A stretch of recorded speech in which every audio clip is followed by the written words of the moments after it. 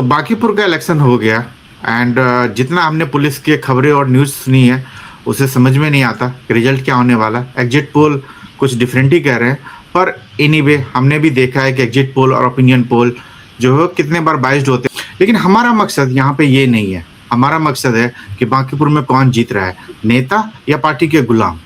Sorry to से कि हम किसी को पार्टी का गुलाम कहते हैं, हम इसलिए नहीं कहते कि उनकी काबिलियत कम है। इसलिए कहा जाता है कि पार्टी ने उनको प्रोजेक्ट कैसे किया है, पार्टी ने उनको वो पोजीशन दिया कैसे है, वो ऐसे दिया है जैसे गुलाम के लिए। अदरवाइज तो हमने कितने देखे हैं कि नीचे के भी लोग टैलेंट करके बहुत ऊपर बढ़ते हैं, इंक्लूडिंग प्राइम मिनिस्टर मोदी को भी देखिएगा तो वो कहाँ से चढ़ के प्राइम मिनिस्टर तक बने हैं। तो ये नहीं होता कि किसी हम आदमी का आकलन कर रहे हैं यहाँ पे, लेकिन हाँ, आप उस आदमी को क्यों दे रहे हैं किसी पोजीशन के लिए, उसी से आप सिस्टम बनाते हैं। सिस्टम बनता कैसे है?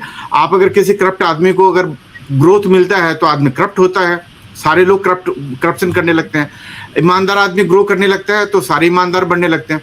तो हमारा कहने का मतलब है कि जब बांकीपुर में किसी को टिकट दिया गया, ठीक है, उस बंदे को खुद नहीं पता कि मैं फाइट करना चाहता हूं, तो मेरे अंदर से उसको एज ए गुलाम रिप्रेजेंट किया जा रहा है।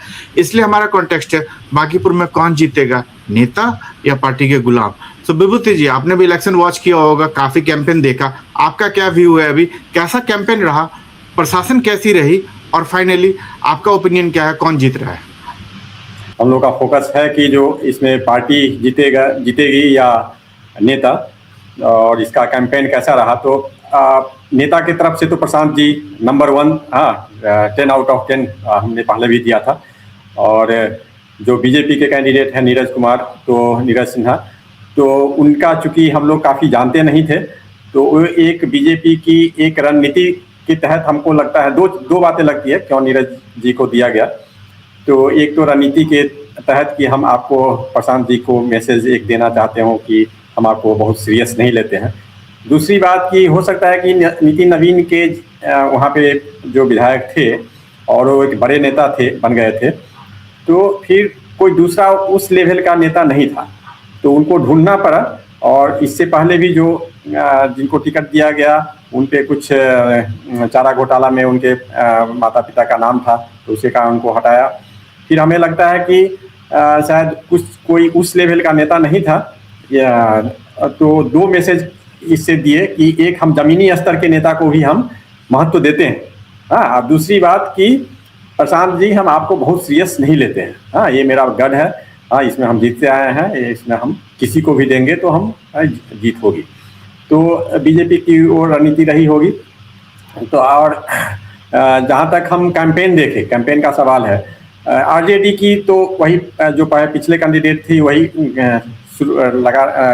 कंटिन्यू की। उसमें हमने एक डिमेरिट देखा, वो बात जाति धर्म वाली बात तो हो ही जाती है। Rekha Gupta ji as a leader वो ठीक ठाक हैं, लेकिन उनका जो स्टेटमेंट एक देखे कि जो वैश्य समाज है उनका परसेंटेज एक वो जो है सो यहाँ पे ज़्यादा है, इसका लीडर कोई अभी तक नहीं हुआ है, इसलिए इस बार इस समाज का लीडर होना चाहिए। तो ये एक कम्प्लीटली जातिवाद का नारा था, जातिवाद के आधार पर जो है सो वोट करने का आग्रह था सबसे। तो ये चीज़ बैकग्राउंड में तो सब चलते रहता है, लेकिन आप सामने आकर के अगर इस तरह का बयानबाजी करते हैं तो ये एक बहुत बड़ा निगेटिव स्टेटमेंट होता है, खास करके जो प्रबुद्ध वर्ग है उसमें। तो मुख्यतः यहाँ पे प्रशांत जी और नीरज जी के बीच ही चला है, और हमको लगता है कि रेखा गुप्ता जो है वो 3rd स्थान पर रहेंगी। प्रशासन का उस पर तो हमेशा आरोप रहता है कि वो जो सरकार है उसके पक्ष में जाता है, लेकिन वो एक हद तक ही प्रभावित करता है। अगर मान लीजिए कि जनता अगर किसी नेता या किसी पार्टी के पक्ष में है या विपक्ष में है, तो प्रशासन बहुत ज़्यादा प्रभाव नहीं कर पाती है। खास करके आजकल का जो इलेक्शन कमीशन का जो व्यवस्था है, पिछले TN सेशन के बाद जो चल रहा है, तो बहुत ज़्यादा प्रभाव नहीं कर पाता है, तो उस पर हम ज़्यादा ध्यान नहीं देते हैं। नहीं, मैं इस बात पे एग्री करता हूँ। मैं आपकी पहली बात पे शुरू करता हूँ कि एक बात तो जरूर अच्छी बात है बीजेपी में कि चाहे वो किसी भी रीजन से दे, लेकिन एक है कि हाँ, नीचे के कार्यकर्ता को भी मौका मिल रहा है। ओनली थिंग इज दैट कि केवल नीचे के कार्यकर्ता का मतलब ये नहीं है कि जो क्लास में आपका सबसे लास्ट है आप उसको उठाकर मौका दे दीजिए और आप जनता को ये समझाइए कि हम मौका दे रहे हैं। ये मौका नहीं है, आप किसी कमजोर आदमी को प्रोजेक्ट कर रहे हैं, जो कि नॉर्मली कहा जा सकता है, क्योंकि अगर आप कहेंगे कोई कैंडिडेट नहीं था तो जब केसी सिन्हा को वो हैक कर सकते हैं इलेक्शन से पहले तो उन्हीं को दे देते। अगर सिन्हा ही देना था तो केसी सिन्हा भी थे।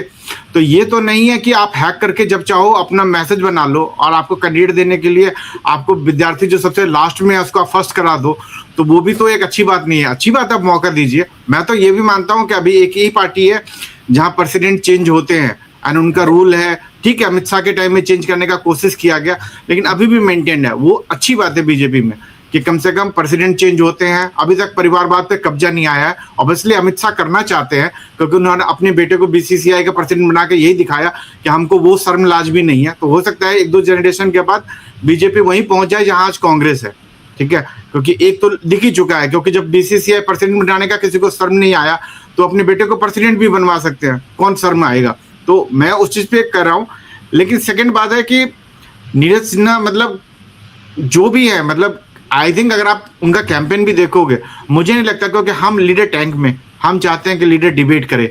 तो अगर उस तरीके से देखा जाए तो मुझे लगता है कि वो अपने पहले उम्मीदवार है ना, उससे भी वो डिबेट नहीं कर पाएंगे। और जैसा आपने कहा कि पहले वाले उम्मीदवार पे उसके पिताजी पे आरोप था, यहाँ तो बेचारे शिक्षा मंत्री पे इतना बड़ा आरोप, इतना बड़ा आंदोलन हो गया, उसका इस्तीफा लेने के लिए उतना टाइम लगा। क्यों? क्योंकि उसके फादर पॉलिटिशियन थे और यहाँ जो अभिषेक सिन्हा है वो एक नॉर्मल फैमिली से आते हैं, उसके फादर पे आरोप है तो आपने उसको हटा दिया, टिकट तक नहीं दिया, कि एमएलए का टिकट नहीं दिया, छोड़ो मिनिस्ट्री की बात। तो उस तरीके से सेकंड बात जो पुलिस की आरोप की बात है, प्रॉब्लम ये नहीं है कि कितना इम्पैक्ट होता है, क्योंकि ये तो यही बात हो गई कि जैसे इंडिया में भ्रष्टाचार बढ़ता है कि यार आप 10 रुपए लिए कि 100 रुपए लिए, क्वेश्चन है आप 10 रुपए के लिए आपने सिस्टम खराब किया है। ठीक है, तो पुलिस से इम्पैक्ट चाहे जितना भी हो, अगर पुलिस ने गलत किया है तो गलत किया है, क्योंकि हमें तो यही रिपोर्ट सुनने को मिला है कि 20 जनसुराज के बंदे को गिरफ्तार कर लिया। मैं ये नहीं कह रहा कि कोई वायलेशन नहीं हो रहा होगा, हो सकता है पुलिस ने कोई वायलेशन देखा होगा, लेकिन अगर पुलिस ने किसी वायलेशन से किया तो मेरे अंदाज से होम मिनिस्टर को एंड पुलिस प्रशासन को सेम टाइम में प्रेस कॉन्फ्रेंस करके बताना चाहिए जनता को कि भैया ये वायलेशंस हुए हैं जिसके कारण हमने इन आदमियों को पिक किया, चाहे उनको वहां रहने का परमिशन नहीं था या जो भी है लॉ के अकॉर्डिंग। विदाउट आप पब्लिक को इन्फॉर्म किए हुए आप ये कौन सा गुंडा राज चलाना चाहते हैं कि पुलिस आके पकड़ ले, उस पार्टी का नेता जाके आपसे पूछे तो आप जवाब तक नहीं देते। और मैं कहता हूँ जवाब भी क्यों मांगना पड़े। मैं नहीं चाहता कि लोग जंतर मंतर पे जाके प्रोटेस्ट करें और लाठी खाए और तब आप रिजिग्नेशन लो। आपने अरेस्ट किया 20 जनसुराज के आदमियों को, तो पुलिस को, अरे जो होम मिनिस्टर, क्योंकि आपके खुद की गवर्नमेंट है तो आपको खुद आके प्रेस कॉन्फ्रेंस करके बताना चाहिए कि ये सारे कानून के उल्लंघन किए गए, इसलिए हमने गिरफ्तार किया, हम इस टाइम तक छोड़ देंगे या नहीं छोड़ेंगे, कुछ तो आपको बताना पड़ेगा। यही डेमोक्रेसी है। इस पे आपका क्या है? हम इम्पैक्ट की बात नहीं करते, हम सिद्धांत की बात कर रहे हैं।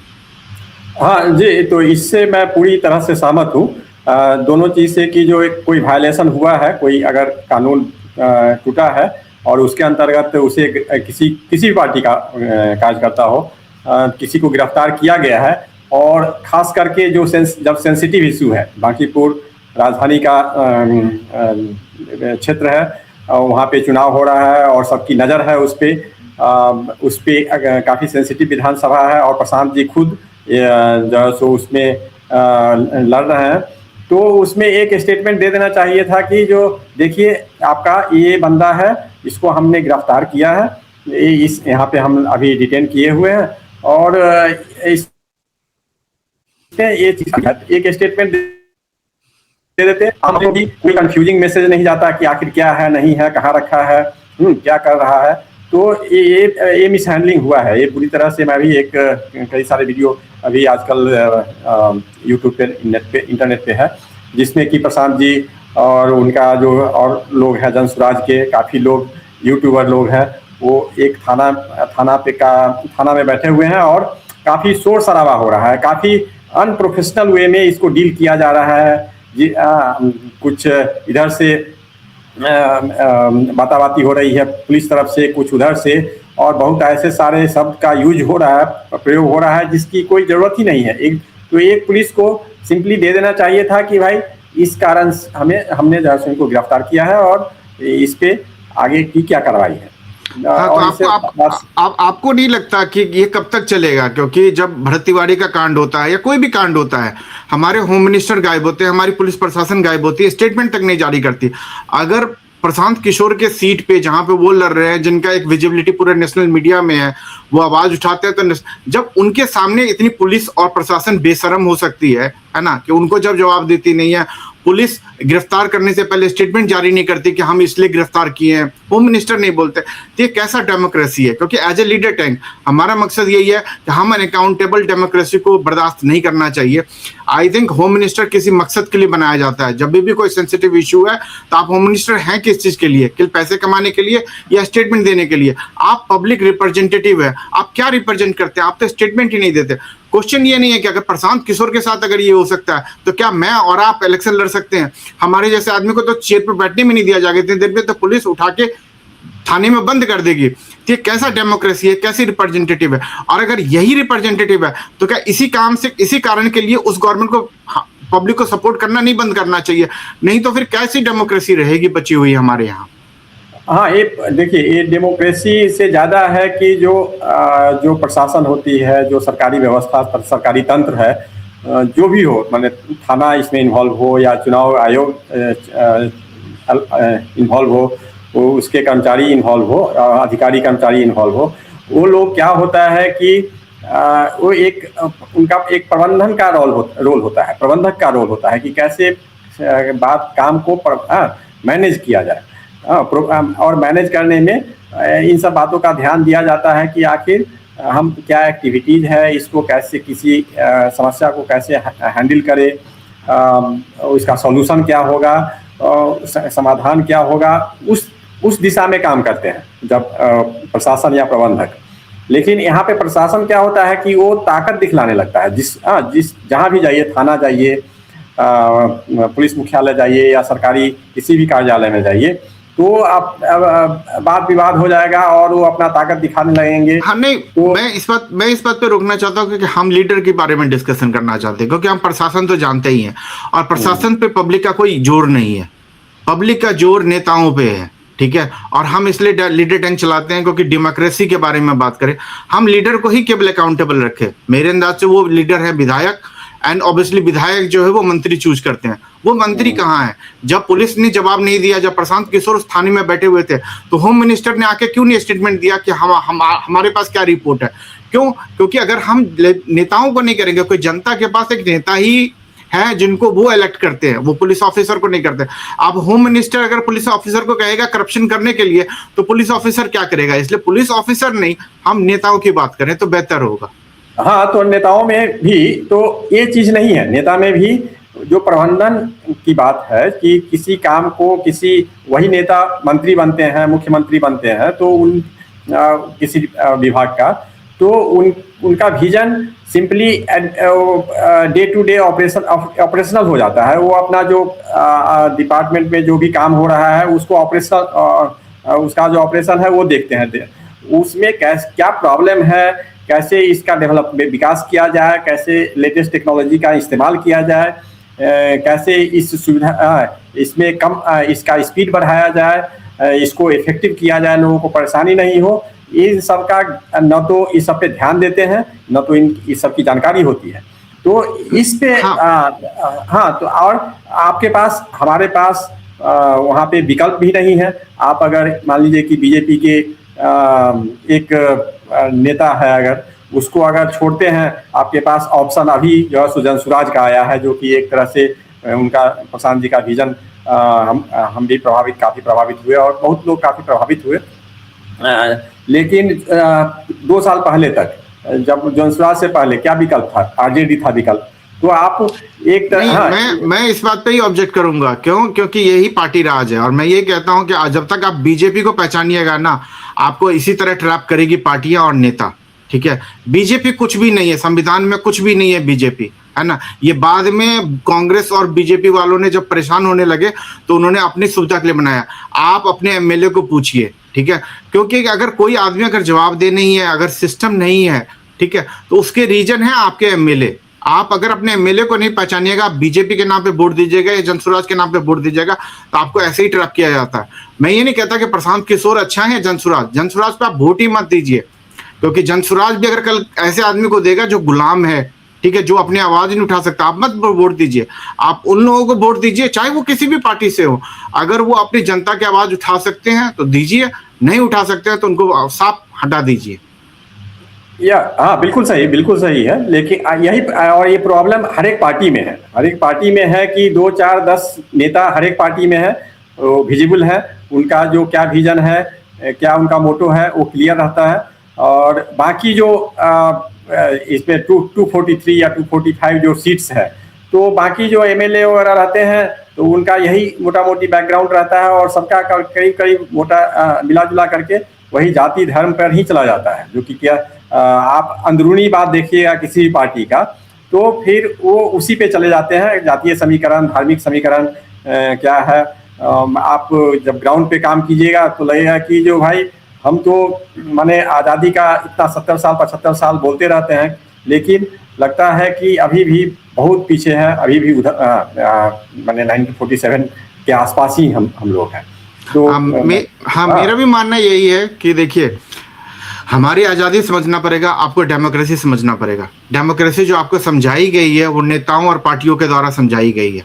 आप अपनी संविधान पढ़े, कहीं पार्टी नहीं लिखा हुआ था। हर कंट्री में जाइएगा तो ये कहा जाएगा कि पार्टी जो है वो सबसे बड़ी प्रॉब्लम है डेमोक्रेसी के लिए। और आपको आसान शब्दों में आपको आइडियलिज्म समझा दिया गया, पार्टी समझा दिया गया। बीजेपी को वोट दोगे कि आरजेडी को वोट दोगे, आप जब तक इस ट्रैप में फंसे रहोगे आपको ऐसे ही बेवकूफ़ बनाते रहेंगे।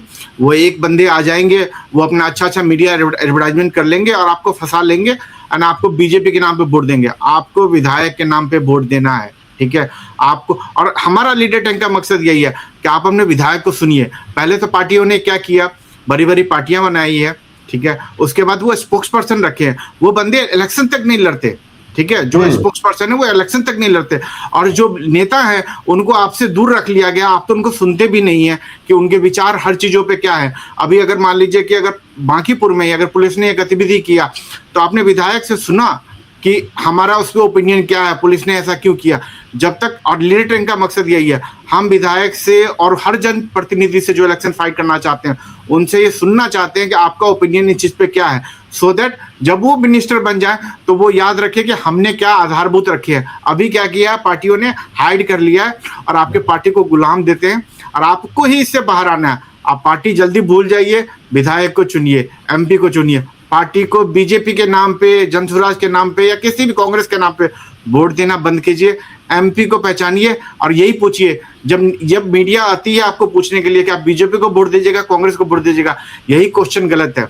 उनको अपने एमपी के नाम पूछना पड़ेगा कि इनको वोट दीजिएगा कि इनको वोट दीजिएगा। बिल्कुल सही, बिल्कुल सही। जी हाँ, इससे बिल्कुल मैं सहमत हूँ, बिल्कुल सहमत हूँ मैं कि जो कैंडिडेट है अल्टीमेटली वो अगर विधानसभा में या लोकसभा में वो अच्छे कैंडिडेट जाएंगे तो रिजल्ट अच्छा होगा। अगर जस्ट फॉर नेम सेक अगर जाते हैं कि पार्टी की संख्या, पार्टी का बहुमत बनाने के लिए, तो फिर वही स्थिति मोटा मोटी रह जाएगी, जो कि अभी हम ये सबसे बड़ा इम्पोर्टेंट है। और दूसरी बात है, टेक्नोलॉजी, पुलिस प्रशासन सब कुछ इंप्रूव हो सकता है, लेकिन पहली चीज है अकाउंटेबिलिटी। पहली बात है कि नेता बोलने को तैयार हो। हमारी डेमोक्रेसी में प्रॉब्लम है कि बांकीपुर में ये हो जाता है, होम मिनिस्टर बोलते नहीं है, चीफ मिनिस्टर बोलते नहीं है, विधायक बोलते नहीं है। और जब बोलोगे ही नहीं तो अकाउंटेबल कहाँ होगा, किस चीज का इंप्रूव करना होगा। तुमको तो आंसर ही नहीं देना पड़ता। वो तो वही बात हुआ कि तुम पढ़ाई करो पर तुमको एग्जाम नहीं देना। अरे जब नेताओं को आके बोला ही नहीं है ना, तो किस बात की तैयारी करेंगे, वो तो घर में जाके ऐश करेंगे। तो वही है, आपने ऐसा सिस्टम बना रखा है कि पढ़ो, मौज करो। तो विधायक और आपने पार्टी के नाम पे ऐसे चूज कर रखा है, तुम जीतो, मौज करो, पैसे कमाओ, हमको आंसर देने की जरूरत नहीं है। उनको एग्जाम सिस्टम बनाना है और आपका ही हेल्प चाहिए, और आपको इंश्योर करना पड़ेगा आप उन्हीं को वोट दीजिए जो नेता होते हैं, जो आपकी आवाज उठाने को तैयार है। अदरवाइज वोट मत दीजिए। Thank you. सही बात है, बिल्कुल सही।